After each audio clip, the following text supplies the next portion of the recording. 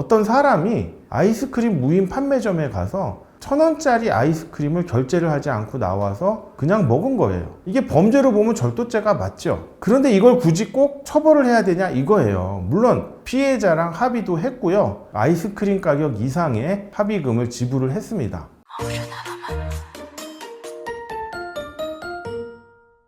안녕하세요. 신탁의신 오상민 변호사입니다. 이번 영상은요, 경미범죄심사제도에 대해서 설명드리도록 하겠습니다. 제가 수원 팔달경찰서에 경미범죄심사위원회 심사위원으로 위촉되어 있는데요. 경미범죄심사라고 하는 것은 관할 경찰서장이 경미한 범죄에 대해서는 처벌을 하기보다는 훈방 내지는 전과가 남지 않는 즉결심판의 가벼운 처벌로서 피고인의 사회회복을 도모하는 제도입니다. 물론 모든 범죄가 경미범죄심사제도의 대상이 되지는 않습니다. 사안이 비교적 가볍고 피해가 경미한 사안에 한하여 경미범죄심사의 대상이 되는데요. 이에 대해서 한번 자세히 살펴보도록 하겠습니다. 경미범죄는 다음과 같이 처리가 되는데요. 입건 전 조사 대상인 범죄와 입건된 형사범죄로 구분이 됩니다. 왜냐하면 각각의 경우에 내릴 수 있는 처분이 다릅니다. 그러면 입건이라고 하는 것이 무엇이냐라고 궁금해 하실 텐데요. 입건이라고 하는 것은 말 그대로 사건을 세우다, 즉 경찰에서 사건을 접수하면 전산에 등재될 때 그 시점을 입건되었다라고 하는데요. 물론 경찰관이 사건을 접수했다고 해서 모두 다 해당 사건을 전산에 등록해서 입건하지는 않습니다. 왜냐하면 본인이 판단하기에 이거는 입건하기에는 아직도 조사가 필요하다 내지는 입건까지는 아직 해당되지 않겠다라고 판단되는 경우에는요, 아직 입건을 보류하고요.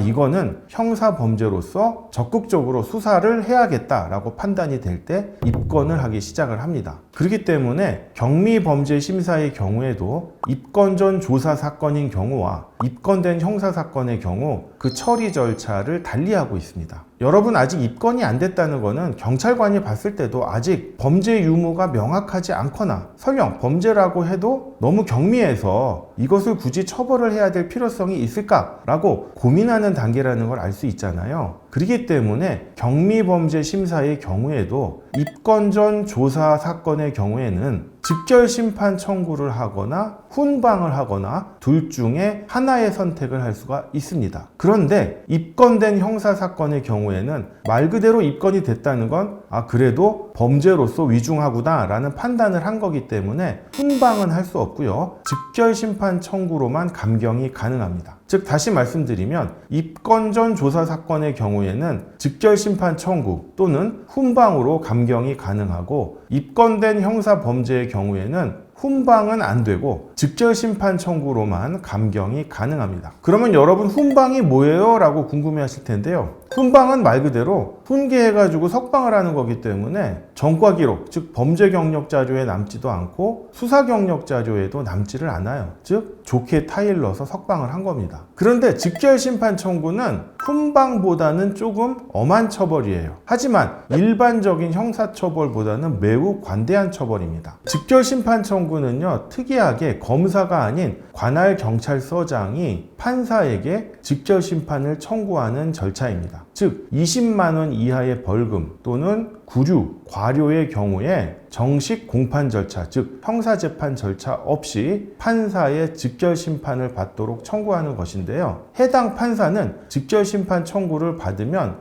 이를 인용해서 즉결심판을 내리거나 아니면 이거는 정식 형사재판이 필요해 라고 하면은 즉결심판 청구를 기각하고 검찰에 사건을 송치할 수 있습니다. 그런데 이러한 즉결심판은요, 판사가 인용을 하면 물론 20만 원 이하의 벌금 또는 구류, 과료의 처분을 받지만 이것이 전과 기록인 범죄 경력 자료에 남지는 않아요. 여러분, 벌금은 전과고 범죄 경력 자료에 남는다고 제가 예전에 말씀드린 바 있죠. 그런데 즉결심판 청구는 20만 원 이하의 벌금, 구류, 과료 처분을 받더라도 전과 기록인 범죄 경력 자료에는 남지를 않습니다. 즉 전과가 생기지 않아요. 다만 수사 경력 자료에는 남습니다. 그러나 전과가 남지 않는다는 것은 얼마나 큰 다행이고 혜택입니까? 그렇기 때문에 내가 범죄를 저질렀고 그 범죄가 경미한 범죄라면 빠르게 범죄를 인정하고 피해자와 합의를 해서 경미범죄 심사를 받을 수 있도록 하는 것도 하나의 효과적인 수사 대응 전략이라고 할 수 있습니다. 물론 경미범죄 심사 대상이 돼서 훈방 또는 직결 심판 청구의 대상이 되는 범죄의 조건이 구체적으로 정해져 있지는 않습니다. 그러나 대략 다음과 같은 조건들을 충족하면 경미범죄 심사 대상에 해당하고요. 물론 이 조건들을 모두 충족하면 좋지만 일부 미충족하더라도 경미범죄 심사 대상에 해당할 수 있습니다. 다음과 같이 이제 표로 올려드릴 텐데요. 첫 번째, 경미한 범죄여야 합니다. 그리고 두 번째, 범행을 인정하고 반성해야 되고요. 세 번째, 신체에 대한 위험성이 없거나 현저히 낮아야 됩니다. 그리고 네 번째, 초범이어야 하고요. 다섯 번째, 피해가 없거나 경미해야 하며 여섯 번째, 피해 회복을 완료해야 합니다. 그리고 일곱 번째, 피해자와 합의를 하면 좋고요. 여덟 번째, 그 밖에 참작할 만한 사유가 있어야 되는데 구체적으로 기초생활수급자이거나 장애인, 그리고 고령자이거나 피해자가 범죄를 유발한 사정 등이 있는 경우를 의미합니다. 이러한 조건들을 충족해야 경미범죄 심사 대상이 되는데 이것이 꼭 모두 충족할 필요는 없고 일부만 충족해도 경미범죄 심사 대상에 해당할 수 있다는 점을 아셨으면 좋겠습니다. 제가 실제로 경미범죄 심사위원이 돼서 경미범죄들을 살펴보니까 다음과 같이 처벌을 하기는 딱히 애매하고 그렇다고 범죄가 아닌 것은 아닌 상당히 애매모호한 것들이 많습니다. 제가 실제 사례를 들면요.